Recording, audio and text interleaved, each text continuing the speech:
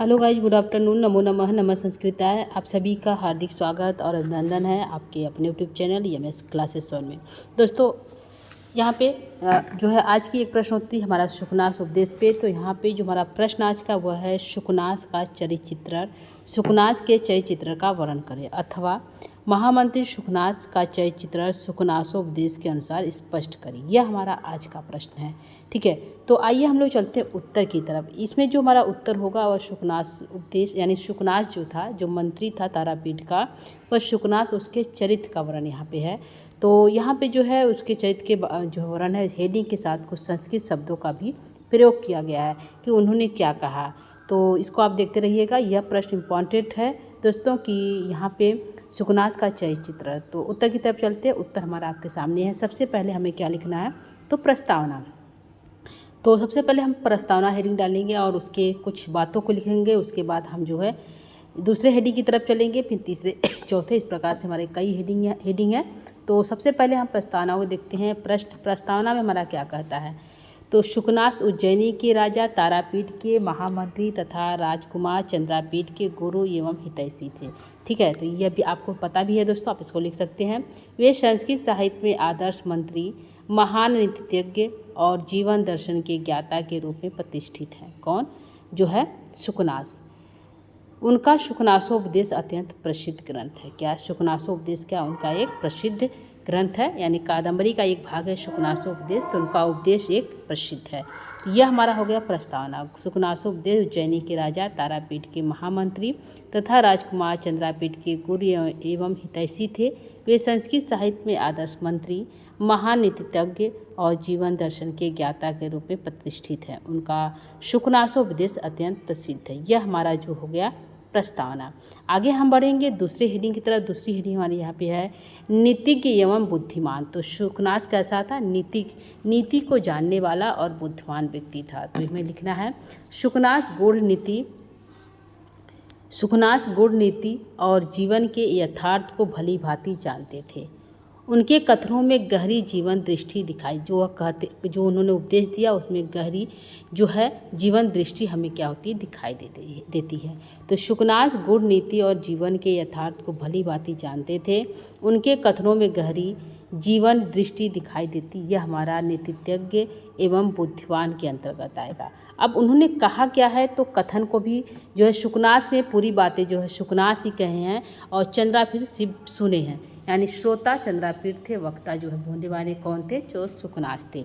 तो यहाँ पे कथन में हम कुछ भी जो हमें याद हो लिख सकते हैं दोस्तों। तो यहाँ पे न ही लक्ष्मण्या स्थैर्यम अस्ति, लक्ष्मी यानी संपत्ति कभी स्थिर नहीं रहती, यह उनकी पंक्ति है।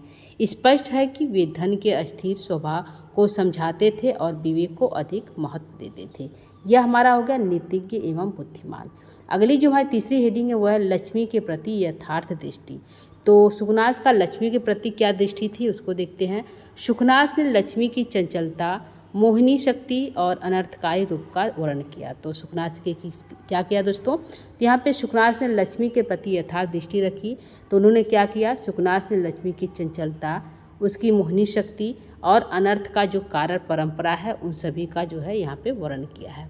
कथन के लिखेंगे, इसके अंतर्गत हम एक दो कथन को डाल देते हैं, जैसे लक्ष्मी चंचला न कस्यचित स्थिरा भवति। ठीक है, और इसका अर्थ होगा लक्ष्मी चंचल है, वह किसी के पास स्थिर नहीं रहती। आप इसको लिख सकते हैं या फिर श्लोक को डालकर छोड़ सकते हैं दोस्तों। ऐसा नहीं है कि आप इसको लिखें ही, अर्थ को नहीं लिखेंगे फिर भी चलेगा, लेकिन इस पंक्ति को लिखना होगा। ठीक है, दूसरी हमारी जो कथन है वह है सा ही पुरुषाणाम मोहिनी विवेक नाशिनी च। वह क्या है, वह जो है पुरुषों के विवेक को नष्ट कर देती है और बहुत मोहिनी है। तीसरा कथन है न ही लक्ष्मण्या स्थिर अस्थम। तो उसी हो गया कि लक्ष्मी जो है एक जगह स्थिर नहीं रहती। ठीक है, तो ये हमारी तीन पंक्ति हो गया जो है कथन जो है दोस्तों, यह हमारा लक्ष्मी के प्रति यथार्थ दृष्टि। चौथी हमारी हेडिंग है जो आपके सामने है। चौथी हेडिंग कहता है राजधर्म के उपदेशक। जो सुकनास कौन थे, राजधर्म के उपदेश देते, यानी राजधर्म के उपदेशक थे, उपदेश देते थे कैसे राज्य की शासन व्यवस्था चलाना है। तो सुकनास ने चंद्रापीठ को आदर्श राजा बनने की शिक्षा दी। तो राजधर्म के उपदेश दिए कि सुकनास ने चंद्रापीठ को आदर्श राजा बनने की जो है शिक्षा दी।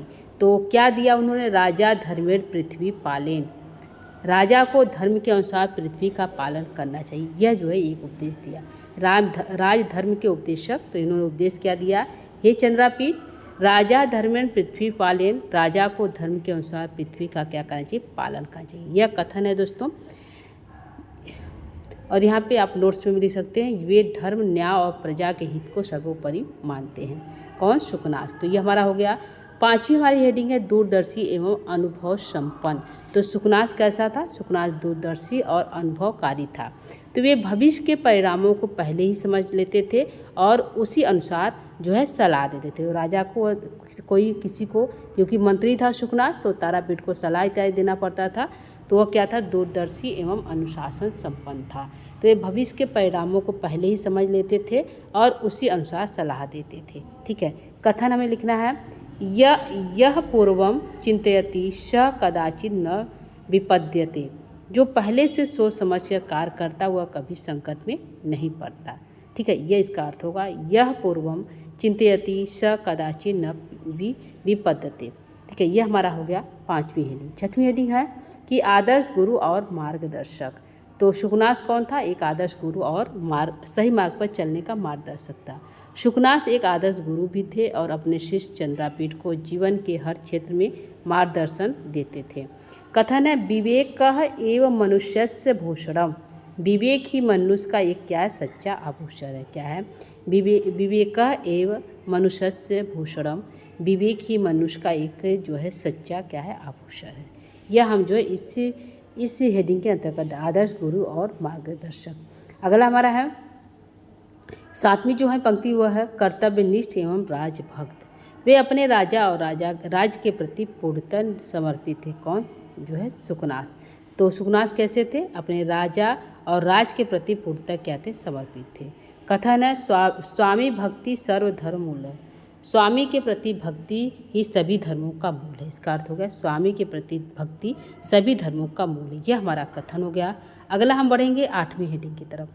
आठवां हेडिंग यहाँ पे है दोस्तों, संयम और नैतिक के समर्थक। तो शुकनास कैसे थे, संयमी व्यक्ति थे और उनके अंदर संयम था। तो शुकनास ने संयम, आत्मनियंत्रण और नैतिक पर विशेष बल दिया। उनके अनुसार मनुष्य को अपने इंद्रियों पर नियंत्रण रखना चाहिए और सदैव धर्म का पालन करना चाहिए। तो यहाँ पे हो गया संयम और नैतिक के समर्थक। ठीक है, तो आप इसको लिखेंगे, शुकनास ने संयम, आत्मनियंत्रण और नैतिक पर विशेष बल दिया। उसके अनुसार मनुष्य को अपने इंद्रियों पर नियंत्रण रखना चाहिए और सदैव धर्म का पालन करना चाहिए। कथन में क्या लिखेंगे, तो कथन में हम लिखेंगे दोस्तों, इंद्रिय निग्रह सर्व सिद्धि नाम मूलम, इंद्रियों का संयम सभी सफलताओं का आधार है। यदि इंद्रियों को अपने वश में कर लेते हैं तो हम किसी भी सफलता को आसानी से प्राप्त कर सकते हैं। अगला हमारा जो अगली पॉइंट है, हेडिंग है, वह है व्यवहारिक जीवन दृष्टिकोण। तो शुकनास का जो दृष्टिकोण था वो कैसा था, तो व्यवहारिक था। तो इसके अंतर्गत देखिए क्या लिखना है, एक मिनट दोस्तों,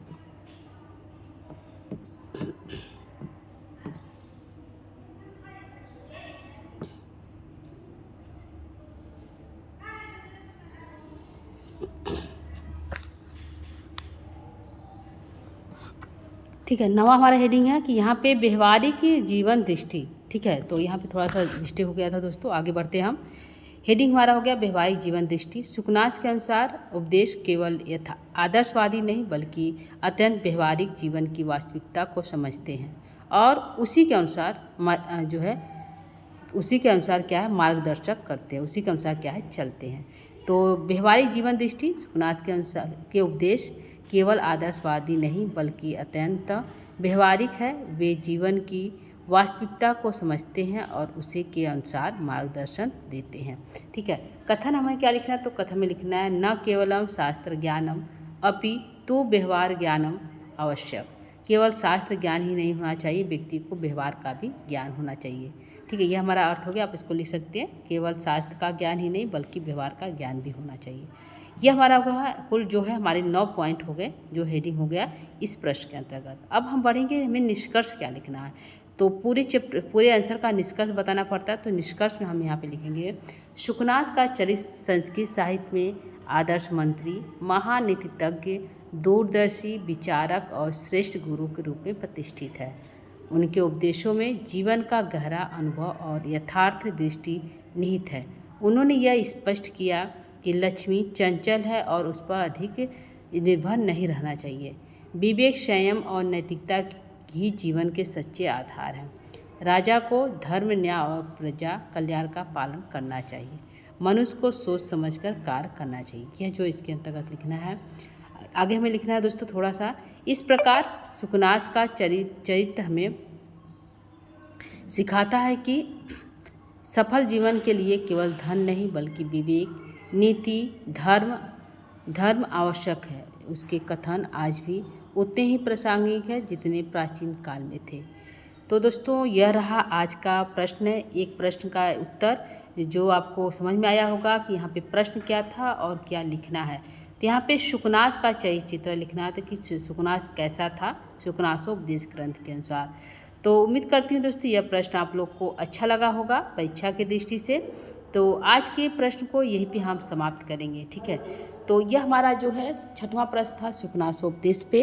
तो आज के प्रश्न हमारा कैसा लगा दोस्तों ज़रूर बताइएगा। इसके साथ ही यदि आप हमारे चैनल पर पहली बार बने हुए तो चैनल को लाइक, सब्सक्राइब, शेयर जरूर करिएगा। तो दोस्तों आज के लिए इतना ही। आगे की प्रश्नोत्तरी सुकनासोपदेश पे कुछ सूक्तियाँ हमारी है तो उसको लेकर हम पुनः उपस्थित होंगे। तब तक के लिए दोस्तों नमो नमः, नमः संस्कृताय, धन्यवाद, थैंक यू।